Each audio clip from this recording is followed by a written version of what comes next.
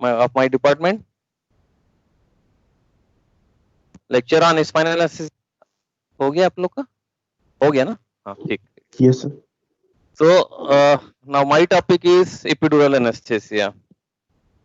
As spinal anesthesia is a type of central neuroaxial blockades. Similarly, the epidural anesthesia is also a central neural axial blockade. Okay. Epidural anesthesia is also known as extradural block. Extradural block because the block is given outside the dura mater. So drug is not injected into the cerebrospinal fluid as occur in spinal anesthesia. So drug is injected outside the dura mater. Epidural, as name also suggests, above the dura. Okay. And by definition, it is blockage of nerve root outside the dura mater. Blockage is done by injecting the local anesthetic agent into the epidural space.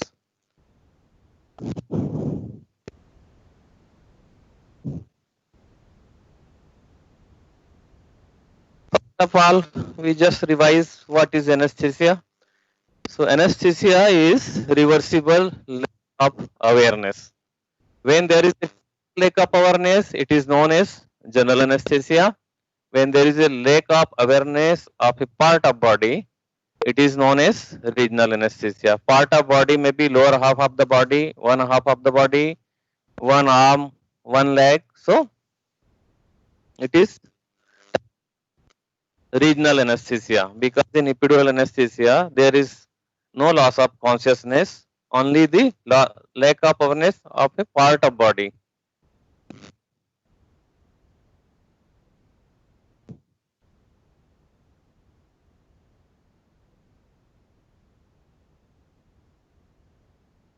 If we go through history, in 1901, epidural space was first identified by Corning, and in 1921, first epidural block was given by Fidel Pages Human, and in 1945, Toohey introduced the epidural needle. A special needle which is used to give epidural block is known as Toohey needle, which was discovered in 1945 by Toohey.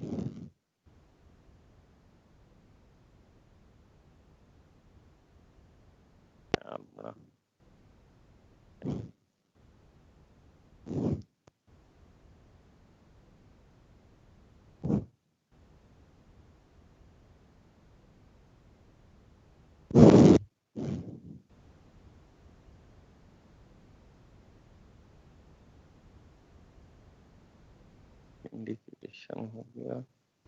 Okay. Epidural anesthesia is a very versatile technique. Why it's versatile? Because it can be used in many ways, like as a sole anesthetic agents, like just like spinal anesthesia or the lower half of the body, especially below the umbilicus.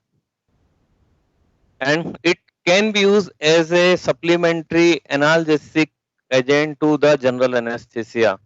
Lower dose of epidural block is given, it is supplemented with the general anesthesia. So patient is unconscious because of the general anesthesia, and analgesia is provided by epidural anesthesia.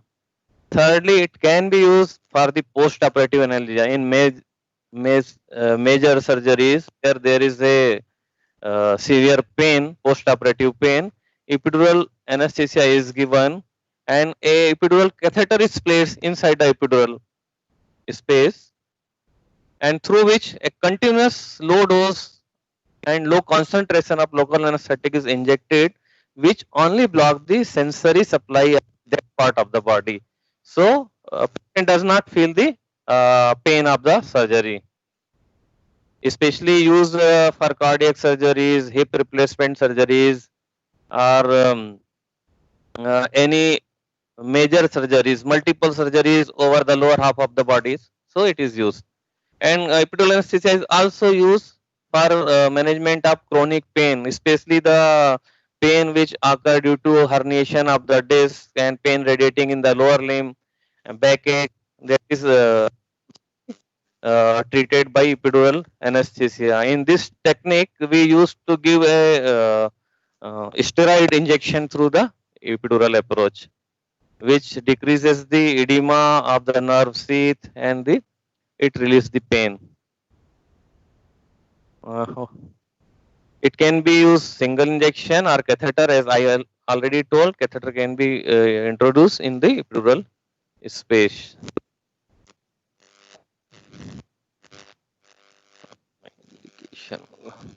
These are the some indications of epidural anesthesia.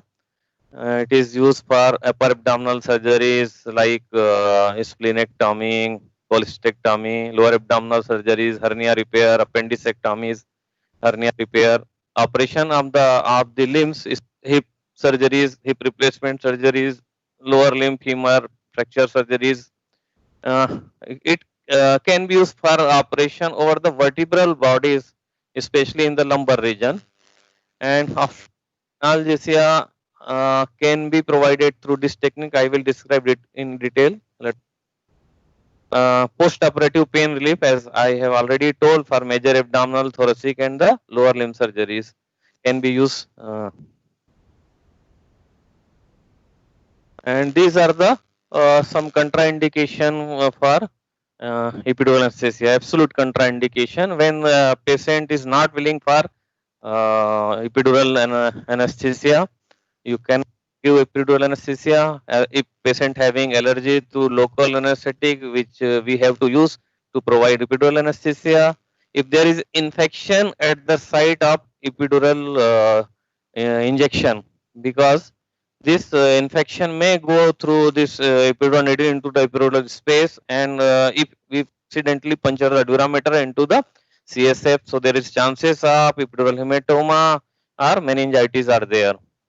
And if there is a bleeding disorder, epidural anesthesia cannot be given because there is chances of epidural hematoma, which may compress the spinal cord and neurological complication may develop. If there is a raised intracranial tension, if we accidentally puncture the durameter during epidural anesthesia, because of raised intracranial pressure, there is a massive loss of cerebrospinal fluid in the epidural space. So there is chances of herniation of the brain. So in raised ICP, it is absolutely contraindicated.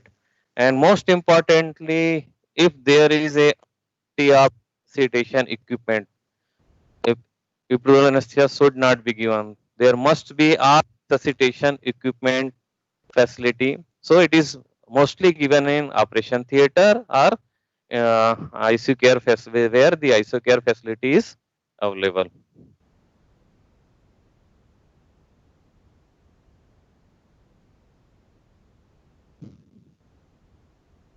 And these are the some relative contraindication. Relative contraindication are shock, hypovolemia, because when we give epidural anesthesia, the sympathetic plexus also block along with the motor and the sensory nerve roots. So there is a vasodilatation and mild hypotension. So if patient already having shock hypovolemia, there may be a problem. Uncontrolled hypertension, fixed cardiac output state, especially low ejection fraction patients. If there is a large abdominal mass, epidural anesthesia should be avoided. When there is a potential to bleed, chances of massive bleeding because of the sympathetic blockade, body sometime may not compensate for the loss of blood. So in surgeries where there is a chances of potential massive blood loss, it should be avoided. Abnormality of CNS, especially multiple sclerosis, it should be avoided, because if any further complication develop post anesthesia, it may be blamed to epidural anesthesia. So it should be avoided. And lastly, if there is a deformed spine, because if spine is deformed, there will be difficulty in performing the epidural block.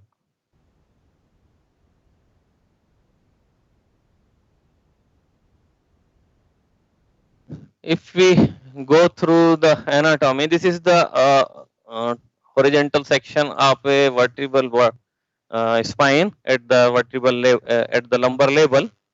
So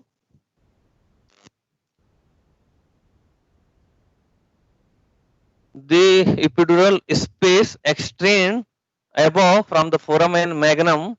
Above boundary is from the foramen magnum to below the sacrococcygeal membrane, a membrane which covers the sacral and the coccygeal bone. There is hiatus over the sacral bone which is covered by the sacrococcygeal membrane. So it extends above from the foramen magnum to below up to the sacrococcygeal membrane. And this is the epidural space. This is the epidural space. This is spinal cord, and this is the outer layer of the membrane. It is called a dura mater, and this outside whole space is the epidural space. So its anterior boundary is the vertebral bodies, and the longitudinal intervertebral ligaments and intervertebral disc, and the posterior body is formed by this body of the spinous process, and lateral boundary is formed by the intervertebral foramen and this pedicles.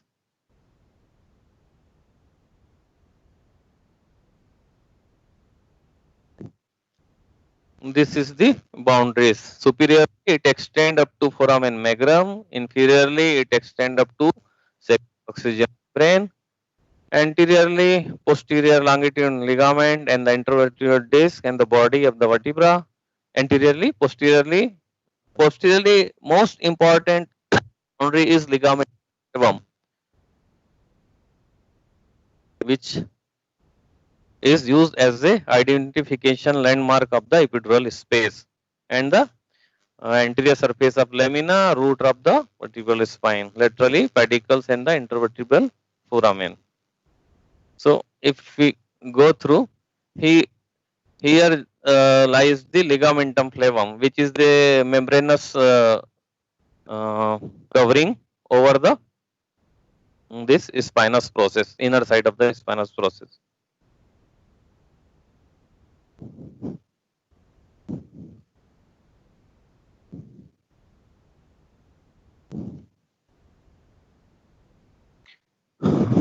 So when we inject local anesthetic agent into epidural space, these are the nerve roots which is blocked. Nerve root in the epidural space, nerve root in the paravertebral space when nerve root crosses through intervertebral foramen, and nerve roots in the subarachnoid space. Some drug when we inject epidural space crosses the dural membrane and goes inside the subarachnoid space where nerve roots are blocked.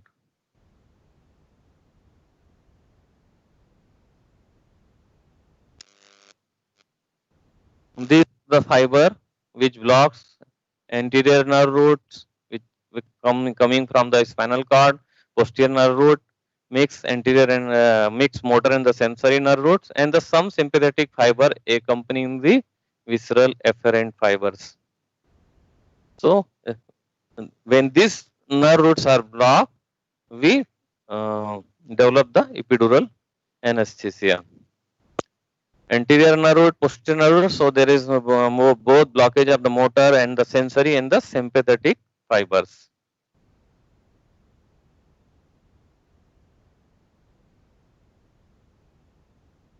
These are the some fiber which influence the spread of the solution in the epidural space. Naturally, large volume, there is the large spread of the local anesthetic in the epidural space, site of injection.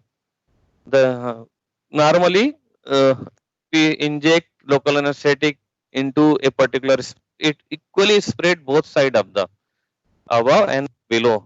If we spread 10 ml of local anesthetic at the level of T10, it will go up to T5 and here up to L3, 5 segment below and 5 segment above. Age of the patient, older patient require less amount of solution, of local anesthetic for blocking the same segment. Neonates and pediatric patients require more amount. Length of the spine, more lengthy patient, more local anesthetic will be required. If there is abdominal mass and pregnancy, there is a less requirement of the local anesthetic agent. Dose of the drug means concentration of the drug and the force of injection. Force of injection minimally affect the block level.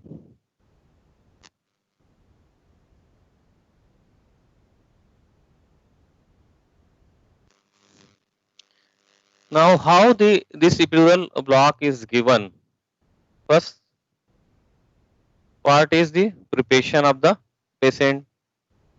Second position, third site selection where we have to perform.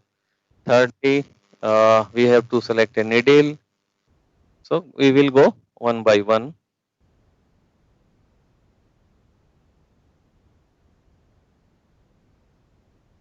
Preparation for block, giving the epidural block. Place should be operation theater or intensive care unit where the all equipment for resuscitation is available. And third one is there must be a informed consent to from the patient, and patient should have given the will for the epidural anesthesia, and there must be a pre-operative anesthetic checkup of the patient, its vital, his history, any previous illness, or patient having coagulation disorder, and patient drug history. If even if the patient is on aspirin, which is a antiplatelet drug, the epidural anesthesia is to be withheld for 3 days till the uh, platelet aggregation reactivated. So we have to first stop the drug aspirin 3 days prior to surgery, and then we perform the epidural block. And all routine investigation must be done.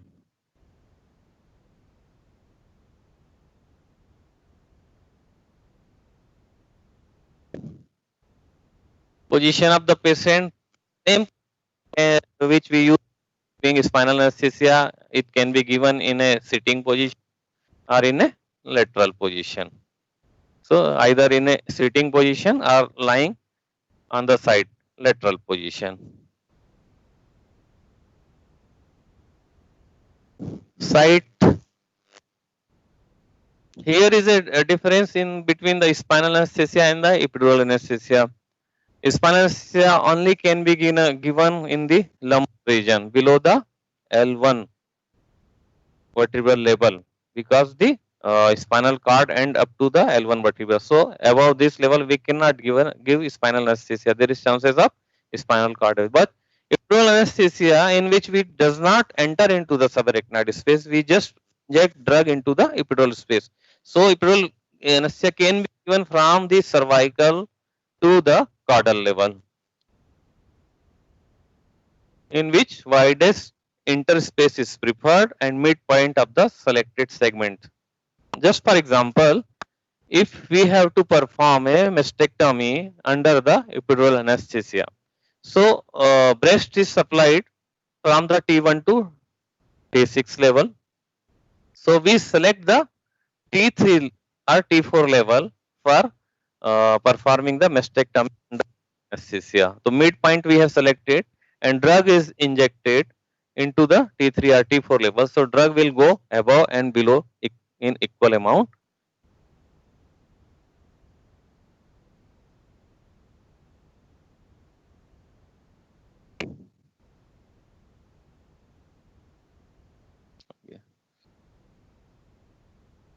And nextly we select the needle. A special needle is used for performing this epidural anesthesia, which is known as Tuohy needle. It is a large bore needle. Spinal anesthesia come with 23, 24 or 25 gauge. This needle is come in size 16 to 20 gauge, which is very large, and large bore needle means thick needle. It's having a specially rounded tip, 15 to 30-degree curve tip. This tip is also known as hover point. 3 years back, this hover question was asked, PG, what is hover point? So this hover point is the tip of the epidural needle. and it is 8 centimeter long needle, and there is a marking every 1 centimeter distance. So this is the uh, epidural needle, 1 centimeter mark, and total length is 8 centimeter, and 2 centimeter length is for this mm, mm, yes, for this stellate and hub. This is hub. So 8 centimeter length of the needle and 2 centimeter for the hub and the stellate attachment. And this is the uh, hover point. This is hover point. It's a especially curved 15 to 30 degree curve. Okay. So this curve tip prevent accidental puncture of durameter, because during insertion this curve tip create resistance. So there is less chances of accidental dural puncture.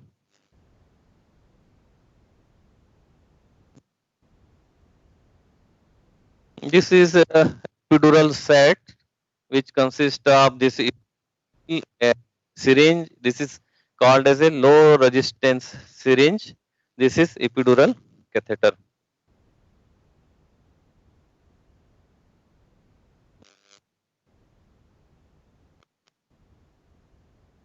Now parts preparation.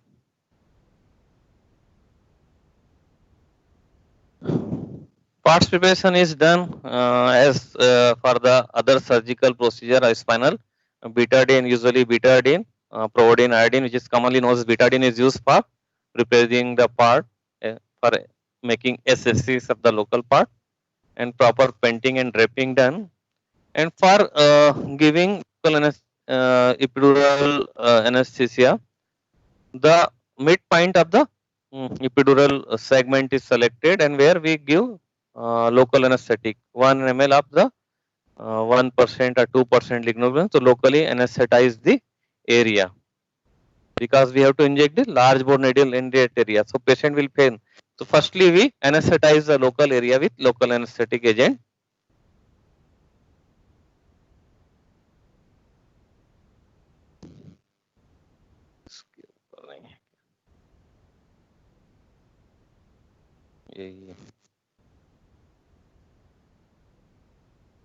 So if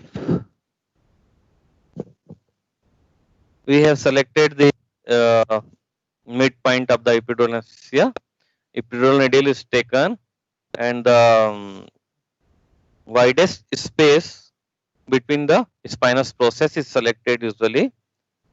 So if your midpoint is L3, L4, you can go L1, L2 or L3, L4, where the widest interspinous space is present. So there will be easy of performing the block. Then we take the needle and keeping the tip of the needle slightly upward, and 2 to 3 centimeter of the needle is injected, and after injecting 2 to 3 centimeter, now we remove the stellate. This is the this is the stellate part which can be removed from the needle. So this is removed, and now we connect the syringe, which is filled with either saline or air.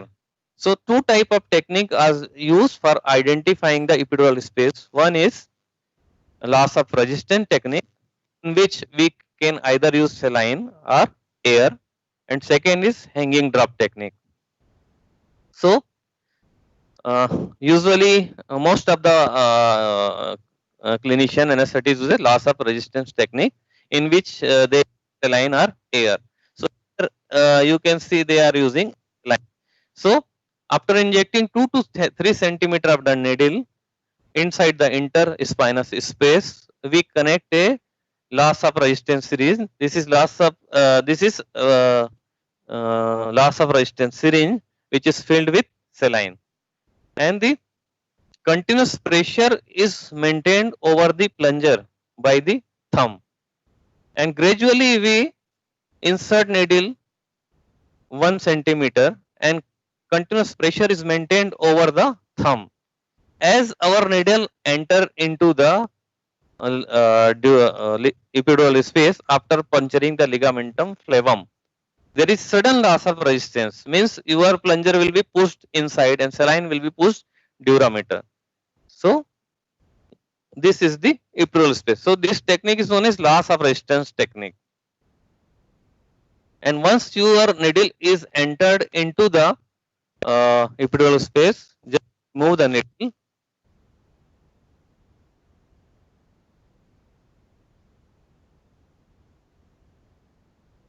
Here our epidural needle is epidural space, and this is saline or the local anesthetic which is pushed inside the epidural space. Now, what you can do, if you are planning for putting a epidural catheter, you can put a epidural catheter through this needle, or if you are planning a single shot epidural anesthesia, you can inject a bolus amount of the local anesthetic agent into this epidural space. But before giving a large amount of local anesthetic agent, you have to perform a test dose.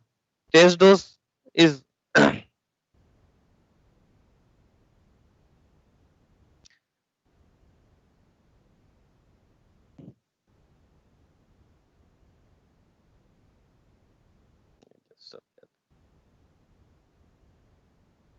before giving the usual dose, we have to give the test dose. Test dose given to rule out the accidental dural puncture or accidental intravenous placement of our needle, because we have to give a large amount of the local anesthetic agent. If we inject this large amount into the durameter, there is the total spinal blockade. Patient will go into the complete paralysis and will develop the cardiac arrest. So before injecting large amount of local anesthetic agent, we have to perform this test dose. You have to inject test dose.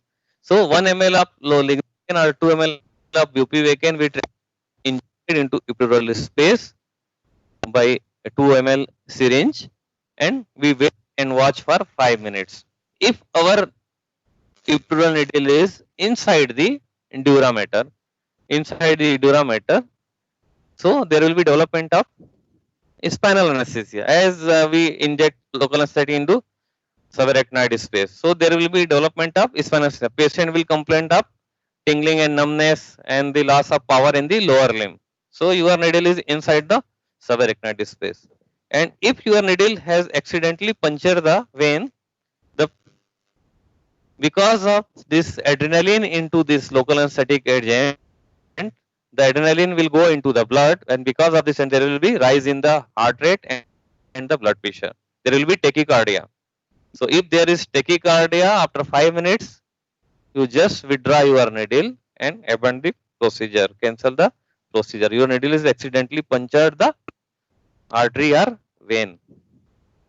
So it is very important before giving the large dose. Now here you can see this is epidural needle. A catheter is inserted through this epidural needle into the epidural space, and after inserting catheter, you just remove the needle. Only the catheter will remain, and this catheter is fixed back side of the spine. And through this epidural catheter, you can inject drug for 2 days, 3 days, whatever you planning for giving a subretinal anesthesia. So long duration of surgery can be performed by putting this catheter, because in spinal anesthesia, once you injected the drug will block for 2 to 3 hours, and then drug effect of the drug will be. But in epidural anesthesia, you can can inject the drug into the epidural space, because the catheter is in place. So you have not to repeat the procedure again and again. And this is the catheter which we place in the epidural space. Here it is also having marks every 1 centimeter, and its total length is 50 centimeter.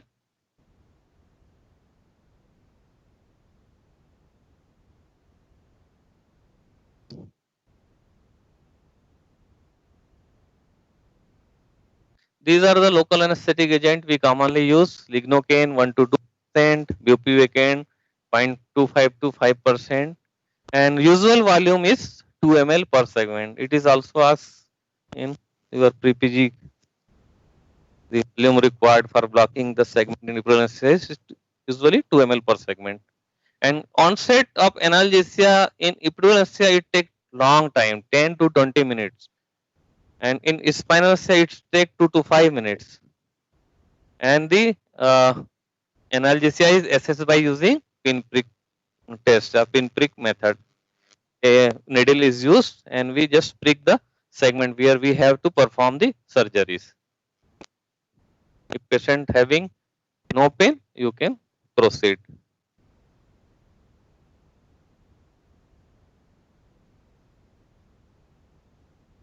One important use of this epidural anesthesia is obstetric epidural analgesia.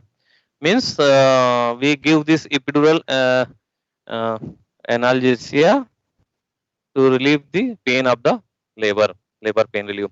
It is usually given in the second stage of labor where the cervical dilatation start, and epidural catheter is placed between L2 to L4 interspace, and the drug which is injected is 5 to 10 ml of bupivacaine, 0.1 to 0.125%. Means it is normally we use 5% to 0.5 giving epidural, but here we are giving epidural analgesia, not the anesthesia. So we use the 0.1 to 0.25 per 1 to 0.1 to 0.125% the bupivacaine. Because of this low concentration of the bupivacaine having a differential block property. In low concentration, it's only block the sensory fiber. Means there is no blockage of motor fiber. So patient having no weakness in the lower limb or abdominal muscles, only sensory block develop. And along with this bupivacaine, we also give 50 microgram of the fentanyl. So because of this only sensory blockage, motor power is remained. Patient actively participate in the labor, and patient having no pain of labor. So it is also known as walking epidural, because patient even can walk with the epidural anesthesia because there is no loss of power in the lower limb or abdomen. So patient can move with the epidural catheter in place. When there is no progress of the labor, we can convert if this epidural analgesia into epidural anesthesia by giving the higher concentration of benzodiazepine. We again inject 0.5% of the bupivacaine through this, so we can convert it into epidural anesthesia. And this epidural catheter during the obstetric analgesia can be connected through a device which is known as analgesia PCA device, in which there is a switch which when pressed by the patient, a fixed amount of the drug is delivered to the epidural space. So whenever patient feel pain, he just pushes the switch and a small amount of drug is delivered to the epidural space through this catheter. So patient self handle his pain management.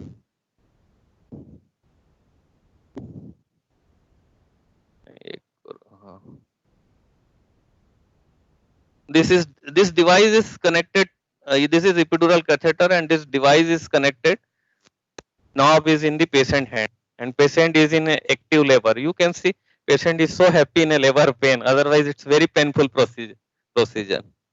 Again, this device. This is the whole device which is connected. A patient having a massive surgeries, and the patient is managing his pain on, because the patient having a knob of the this PCA device, and whenever he feel pains, he just pushes in. This is the some complication which may occur during epidural anesthesia. There is chances of accidental dural puncture. If your needle crosses the epidural space, then there is a durameter. There is a dura which can be punctured by this epidural needle. There is chances of hypotension because there is a sympathetic blockage. There may be chances of inadequate block because in some patient due to congenital abnormality there is a fibrous band in the epidural space which divide the epidural space into two half. So drug may remain in the one part, so other part will not develop analgesia. There is chances of drug toxicity when we inject drug into the arterial or venous route, intraarterial or intravenous injection hoga, then this drug toxicity may develop. And there is maybe chances of total spinal blockade if we inject whole amount of drug into the subarachnoid space. There is chances of nausea, vomiting, backache. Some patient in post-operative period may complain of backache because there is a large bore needle. So there may be chances there some muscle fiber may be damaged. So patient complain of backache. And neurological problem may occur if there is a formation of epidural hematoma, epidural abscess, or meningitis.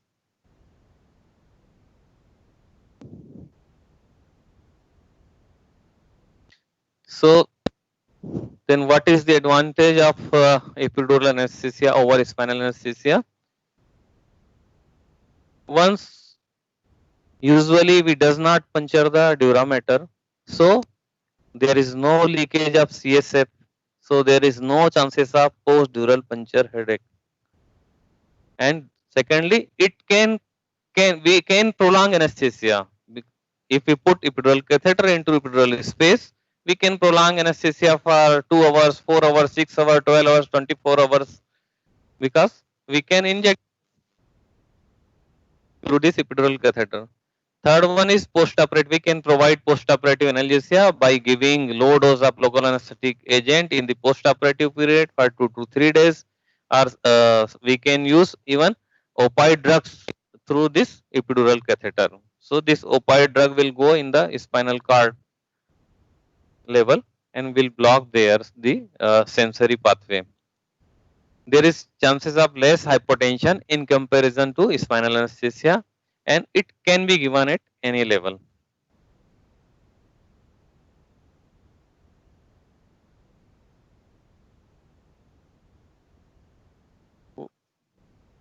This is also a part of epidural anesthesia known as caudal block. Type of epidural anesthesia performed through the caudal route, also known as caudal epidural, sacral, or the sacral block. It is very easy to perform.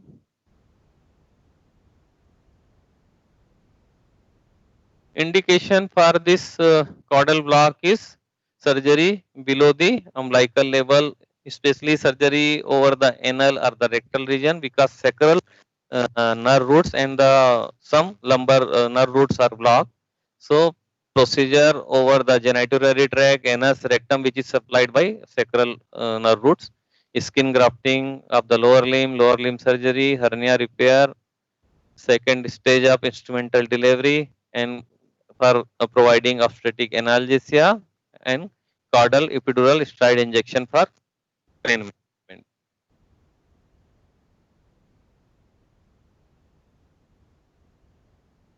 This is the anatomy of the sacral bone. Sacral bone is formed by the fusion of 5 sacral vertebra, and through the sacral vertebra, sacral canal passes. And the lower boundary of the epidural space is this sacral hiatus, which is covered by the sacrococcygeal membrane. And through this space, we inject drug into this sacral canal.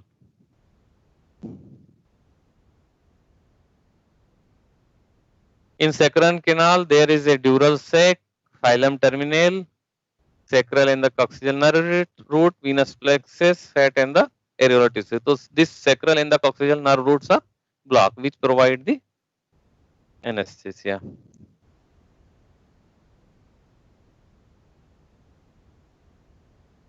Technique, it can be performed in prone or lateral position. In comparison to epidural, it cannot be performed in a sitting position. So it is performed in prone and lateral position. Site of injection is sacral hiatus, lowest boundary of the epidural space. Again, part is prepared and needle is injected. We use a special technique. This is the sacral hiatus. Here we insert the needle. For inserting needle, we have to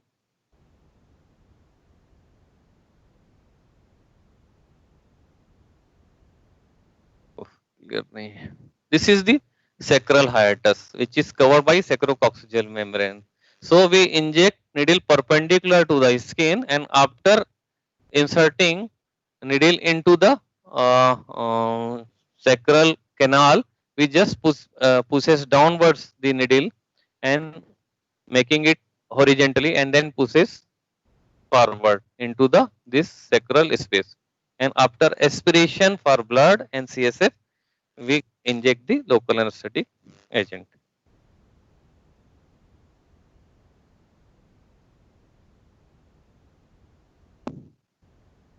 Complication may occur during this sacral.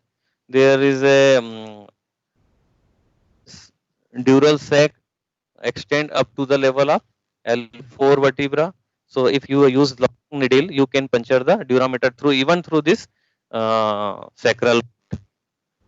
There is very little chances of hypotension. Urinary retention may occur because blockage of sacral plexus, which is reversible. Intravascular or intrathecal injection may occur. There is chances of hematoma. Absent or patchy block because of the anatomical deformity of the sacral bone, and there may be chances of intraosseous injection into sacral bone.